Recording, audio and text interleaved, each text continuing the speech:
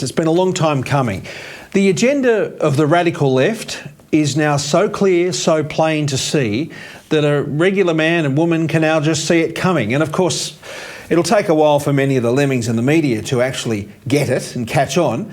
But Australians are waking up. I mean, we talked about the strong showing of the no vote. It tells you that people can see past the camouflage of sort of nice gestures out there and find the heart of an issue and rule it out, as they did, en masse. But then there's a sense I'm getting that the other great big lie is untangling fast. Careful weaving of climate change together with politics, with nice feelings and pretty pictures and extra taxes is being summed up in reality of the shocking power and gas bills that we get. People are angry and they're broke.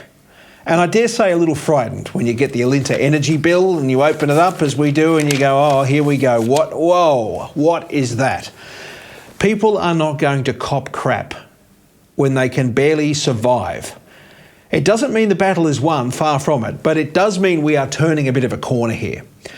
I want to show you something. This is some polling from the very left-leaning union strategy machine called Essential Media. They're an organisation that advises the union movement, the Labor Party on a whole lot of things. And they constantly run social polling that flows into the hearts and minds of senior figures in the Labor Party. And don't think for a matter that this is just another poll. These are the sort of people who help put policy together. And I think what this polling is going to show is that Australians are waking up. Have a look. After more than a decade of paying far too much for anything, suddenly we get a poll that says, do you support nuclear power? Guess what? The trend is yes. 50% of people in that poll, the top line, support the idea or don't really care. There's only 33%, the red line below it, that actually oppose. That blue line, 50%, is huge. And that it is growing and going is telling us that there is something going on in the community, that people are actually saying, you know what, risk versus reward, cheap power versus the risk of nuclear. I don't think the risk's that sufficient. Let's give it a go. And 50% of people are there, and there's a whole lot of people that actually don't care, and there's a third that think we should not go anywhere near it. So nuclear is demonised by dimwits like Chris Bowen.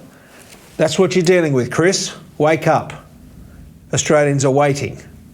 Now, they'll say it's all those right-wing voters. Not true. 43% are Labor voters.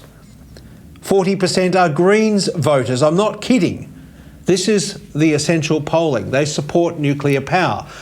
Let's move on. Another graph here. I wonder how that went down in Chris Bowen's office. Probably the same way when they saw this one we showed you yesterday, just really quickly. This is a graph that tells us that people have had enough of doing things for the sake of doing things for climate change. See the top one sloping downwards? It's always meeting up with another one. Not doing enough versus doing enough. They're almost the same. That's a worry because that is going down, down, down. People can smell the bullshit. Another graph here, while we're on it, renewables, good or bad for the economy?